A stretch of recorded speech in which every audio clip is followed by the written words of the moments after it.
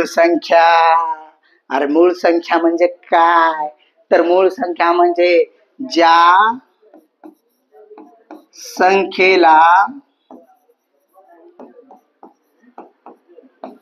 एक आणि स्वतः त्याच संख्येने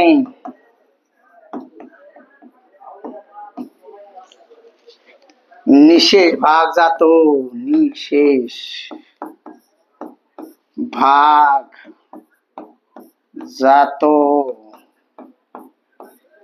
अशा संख्येस मूळ संख्या म्हणायचं. काय म्हणायचं? मूळ संख्या म्हणतात. अशा संख्येला काय म्हणतात? मूळ संख्या. म्हणजे लक्षात घ्या, ज्या संख्येला फक्त एक आणि स्वतः त्याच संख्येनं भाग जातो त्या संख्येला मूळ संख्या म्हणायचं. मग मूळ संख्या आपण 1 ते 100 मधल्या मूळ संख्या इथं लिहू. 1 ते 100 मधल्या मूळ संख्या लिहिताना एक ही संख्या मूळ पण नाही आणि संयुक्त पण नाही, कारण मूळ संख्येची व्याख्या बनली आहे आपली एकने आणि त्याच संख्येने. म्हणजे तिला 2 विभाजक पाहिजे तर ती संख्या मूळ होते आणि एकला फक्त एकच विभाजक आहे. एकला एकनच भाग जातो आणि बाकी कोणत्या संख्येनं भाग जात नाही. याचा अर्थ ही संख्या मूळ नाही. आणि मूळ नाही तर संयुक्तचं नंतर बघू आपण. मूळ तर नाहीच नाही. मग दोन ही संख्या मूळ आहे, कारण तिला एकनं आणि स्वतः 2 भाग जातं, बाकी दुसऱ्या कोणत्या संख्येनं भाग जात नाही. याचा अर्थ 2 ही पहिली मूळ संख्या आहे. त्याच्यानंतर 3 झाल्याच्या नंतर 4 ही समसंख्या आहे. समसंख्येला 2 भाग जात असतं. फक्त एकमेव 2 अशी एक समसंख्या आहे की जी मूळ आहे. बाकीच्या सगळ्या समसंख्या संयुक्त येतात, मूळ नाहीत. तर 2 झालं, 3 झालं, 4 झालं, 5 ही मूळ संख्या आहे. 6 समसंख्या असल्यामुळं ही मूळ काय होऊ शकत नाही.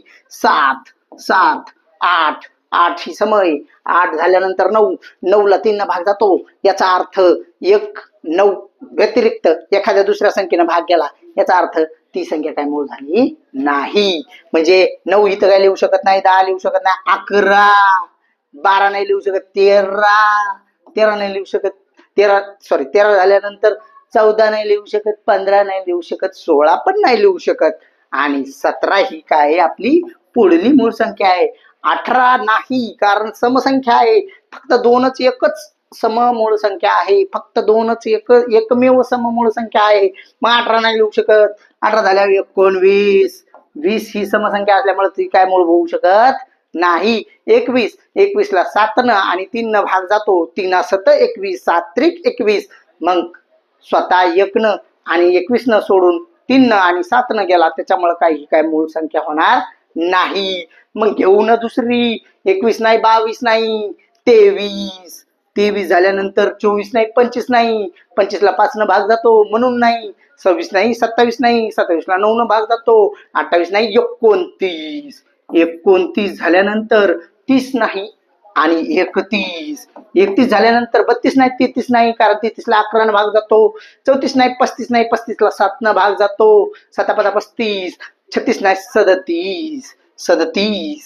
37 झाल्यानंतर 38 नाही, 39 नाही, 39 ला 13 भाग जातो. 33 39 आणि 39 झाले. 40 नाही, 41 नाही, 41, 42 नाही, 43, 44 नाही, 45 नाही, 46 नाही, 47 ला कोणत्या संख्येने भाग जात नाही. 48 नाही, 49 नाही, 49 ला 7 भाग जातो. 7 49, 50 नाही, 51 नाही, 52 नाही, 53 झाल्यानंतर 54 नाही, 55 नाही, 56 नाही, 57 नाही, 58 नाही, 59 झाल्यानंतर 60 नाही, 61 झाल्यानंतर 62 नाही, 63 नाही, 64 नाही, 65 नाही, 66 नाही, 67 ही मूळ संख्या आहे. 68, 69 नाही, 70 नाही, 71 नंतर 72 नाही, 73 नाही, 73 नंतर 74 नाही, 75 नाही, 76 नाही, 77 नाही, 78 पण नाही, 79. 79 झाल्याच्या नंतर 80 नाही, 81 नाही, 82 नाही, 83. 83 नंतर 84 नाही, 85 नाही, 86 नाही, 87 नाही, 88 नाही, 89. 89 झाल्यानंतर 90, 91, 92, 93, 94, 95 नाही, ताच 96 देखील नाही, 97, 97, 98 नाही, 99 नाही आणि 100 देखील नाही. तर 1 ते 100 मध्ये किती मूळ संख्या सापडतात ते बघू. 1 खून करतो, 1 2 3 4 5 6 7 8 9 10 11 12 13 14 15 16 17 18 19 20 21 22 23 24 25 म्हणजे आपल्याला 1 ते 100 मध्ये 25 किती 25 मूळ संख्या आहेत असं लिहिता येईल. 1 ते 100 मध्ये किती मूळ संख्या आहेत? 25. बरं, 1 ते 100 मध्ये 25 मूळ संख्या आहेत. तर सर्वात लहान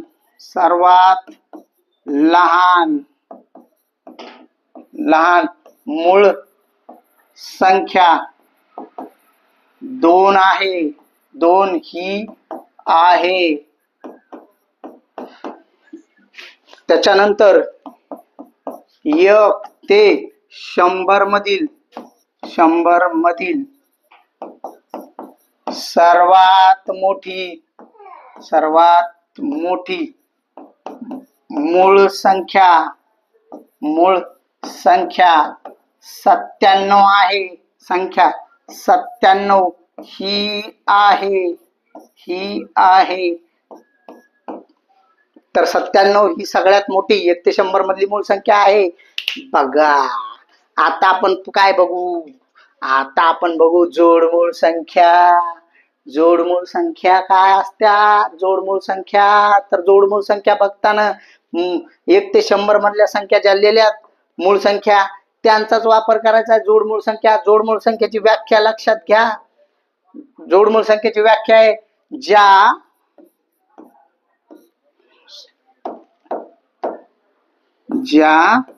2 मूळ संख्यांच्या मध्ये एक संयुक्त संख्या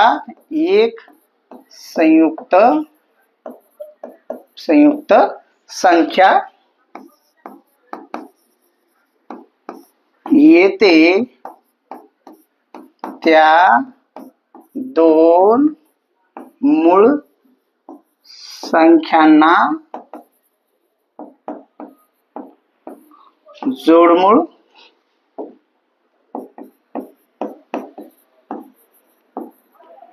संख्या असे म्हणतात.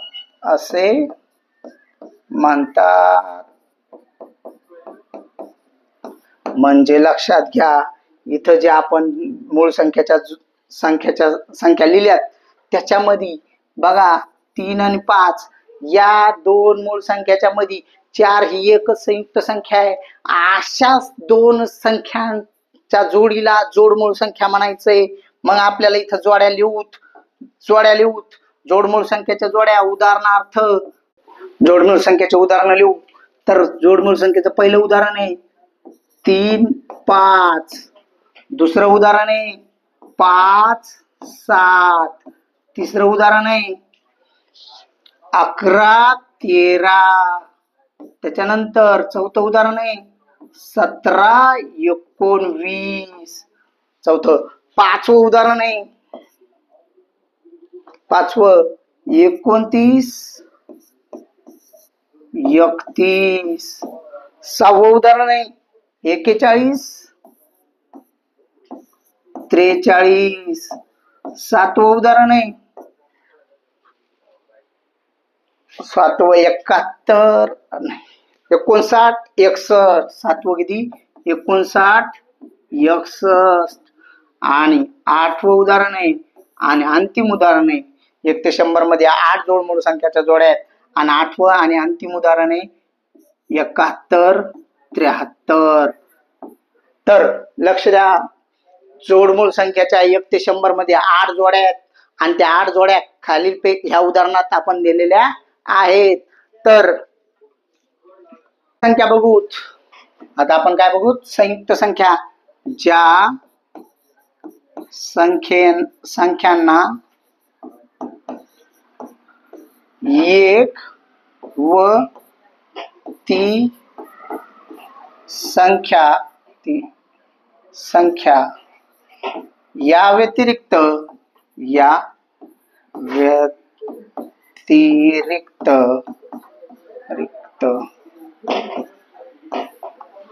आणखी एखाद्या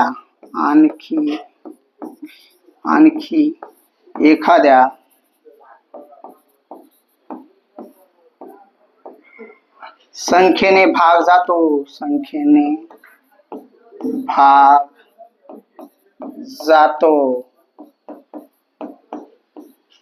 त्या संख्येस संयुक्त संख्या असे म्हणतात. संयुक्त संख्या असे म्हणतात. उदाहरणार्थ लक्ष द्या. उदाहरणार्थ म्हणजे अशा संख्या की ज्याला 1 आणि ती संख्या सोडून दुसऱ्या एखाद्या संख्येने भाग जात असला की तिला संयुक्त संख्या म्हणायचं. मग अशी संख्या कोणती आहे? 4 ही अशी संख्या आहे की जिला 1 न आणि स्वतः 4 न सोडून एखाद्या 2 न भाग जाते, म्हणून 4 ही काय? संयुक्त संख्या आहे. 4 झाल्यानंतर 6, 6 झाल्यानंतर 8, 8 झाल्यानंतर 9, 9 झाल्यानंतर 10 आणि अजून अशा लय मोठ्या संख्या आहेत. 1 ते 100 मध्ये 74 संयुक्त संख्या आहेत. कारण 25 काय येतात? मूळ येतात. 25 मूळ येतात आणि 1 ही संख्या संयुक्त नाही आणि मूळ पण नाही. संयुक्त होण्यासाठी तिला कमीत कमी 3 संख्येनं भाग जायला पाहिजे, तर तिला 1 नच भाग जातो. 1 ला कितनं भाग जातो? फक्त 1 नच भाग जातो. आणि मूळ होण्यासाठी कमीत कमी 2 संख्येनं भाग जायला पाहिजे, तर तिला फक्त 1 संख्येनं भाग जातो. म्हणजे ती मूळ पण होऊ शकना आणि ती संयुक्त पण होऊ शकना. याचा अर्थ 1 ही संख्या मूळ पण नाही आणि संयुक्त पण नाही. मूळ होण्यासाठी तिला कमीत कमी 2 संख्येनं भाग जायला पाहिजे, ते काय तिला जाऊ शकत नाही. आणि संयुक्त होण्यासाठी तिला कमीत कमी 3 संख्येनं भाग जायला पाहिजे. 1 आणि ती संख्या सोडून आणखी एखाद्या संख्येनं भाग जायला पाहिजे. म्हणजे तिथं पण ती काही त्या पण काय अटीत बसत नाही. म्हणजे ती मूळ पण होऊ शकना आणि संयुक्त पण होऊ शकना. याचा अर्थ 1 ही संख्या मूळ पण नाही आणि संयुक्त पण नाही. मग राहिलेल्या 25 झाल्या मूळ संख्या. 25 मूळ, 1 ही संख्या मूळही नाही आणि संयुक्त नाही, म्हणजे 26. 1 ते 100 मध्ये 74 राहिल्या. मग संयुक्त संख्या 1 ते 100 मध्ये किती संख्या येतात? त्या संयुक्त येतात 74. आता आपण बघूया सहमूळ संख्या. सहमूळ संख्या ज्या 2 संख्यांचा मसावी